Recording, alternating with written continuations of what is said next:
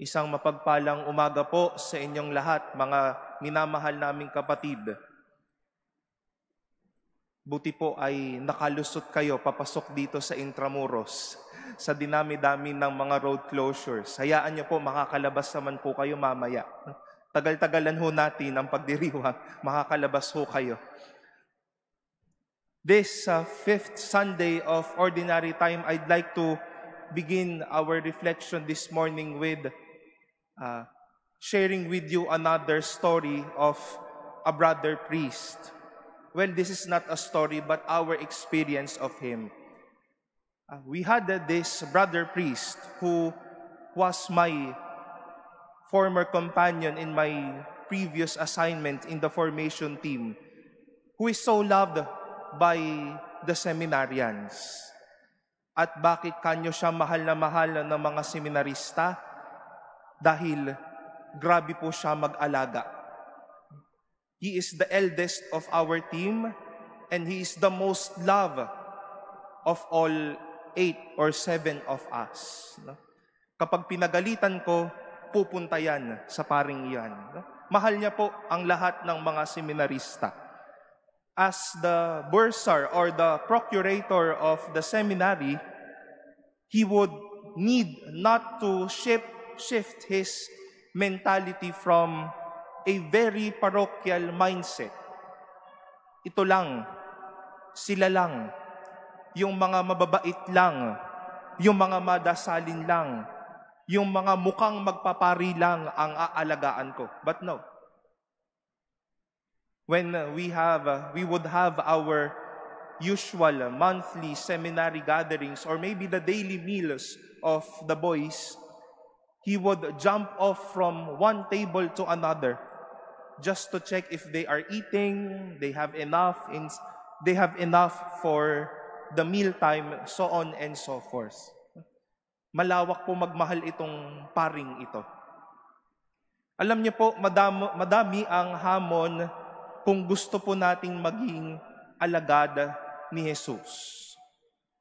While it is true that we need to pray well and to pray constantly, we have to accept the fact that if we love the Lord, if we are building up our relationship with the Lord, we have to embrace everybody and not to be choosy.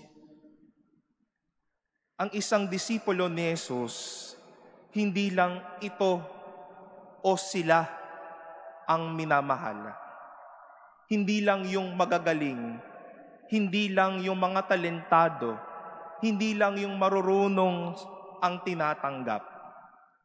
Pero kahit na mahirap minsan intindihin, kahit yung mga malayo sa ating emotionally or by distance, minahal ni Jesus at sana minamahal po natin. Doon naman niya pinili yung mga alagad. Hindi naman niya pinili yung mga kamahal-mahal na alagad. But He chose maybe the worst and even the least of all people during that time. After that personal prayer of Jesus, His disciples were looking for Him. Parang kulang yung nagdaang araw para gawin ni Jesus yung magpahayag, yung magpagaling, yung magpalayas ng demonyo. But Jesus gave a different answer to that invitation. Hindi imbis na sabihin niya, sige tuloy ang ligaya. But He answered differently. Let us go to the other villages, to the nearby villages, that I may preach there also. It was not for Jesus to say that I have no interest with these people. Please. But it was clear for Jesus that everyone is my concern. If those near me wants me so bad, those far from me as well would need me as well. Because when Jesus loves, He is not choosy, but He loves everybody. If this reminder and the readings today is pointing so much to you, is pointing you so much, or stabbing our hearts until now, then good for you and for me. Kahit ako po habang naghahanda po dito, ay hindi rin o mahirap ding tanggapin ang paanyayang ito. Dahil komportable tayong mahalin yung mga kaya lang nating mahalin, yung mga nasa paligid lang natin, yung mga alam lang natin, yung mga dapat lang mahalin. Pero paano naman yung mga nasa labas? Paano naman yung mga hindi natin sukat akalain na dapat pala kailangan ding mahalin? Akala po natin, hindi lang pala kaibigan ang dapat minamahal. Dapat din pala yung mga nag-iisa ngayon. Hindi lang pala ako ang anak ng Diyos. Pati pala yung mga nalulungkot, yung may mental health issues, yung mga broken-hearted, yung ating pong responsorial psalm, no? Yung mga malulungkot, yung mga bumagsak, they too would need to be reminded that God loves them so much. We will be encountering people like Job from what we have heard in our first reading.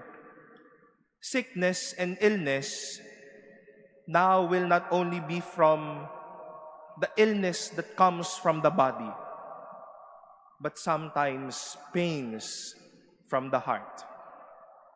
Sickness cannot now be boxed with the usual sickness. But sickness can be present to those who are in trouble, or those feeling anxious. And to such people, we may hopefully lose our ropes, to lose our gates, and open for them the love of God. So let us journey and accept them.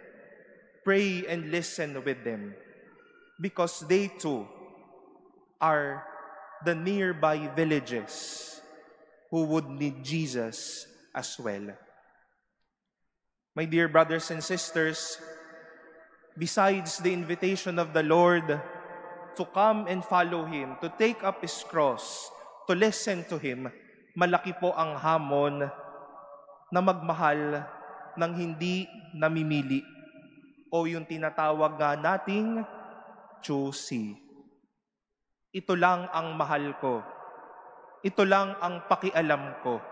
Ito lang yung iniintindi ko.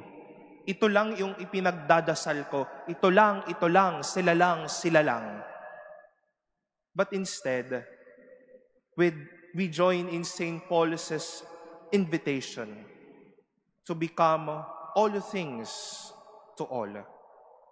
Not to be choosy in love, but to love everybody with the best that we can. Because sick people, my dear friends, might not only be those inside the hospital, but also people needing someone to talk to, someone who would understand them and would be patient with them. Baka po komportable lang tayo sa mga napapasaya o nababahaginan natin sa paligid po natin. But there are still others who would need the blessings of God and our companionship even outside of our bars, even outside of our circles, and those far from us. To such people, they too deserve God's blessings. At this moment, my dear friends, hopefully, being choosy may not be a normal thing. But to love, understand, care, and embrace everybody, be a new normal for every disciple of the Lord and a new identity to someone who is following the Lord.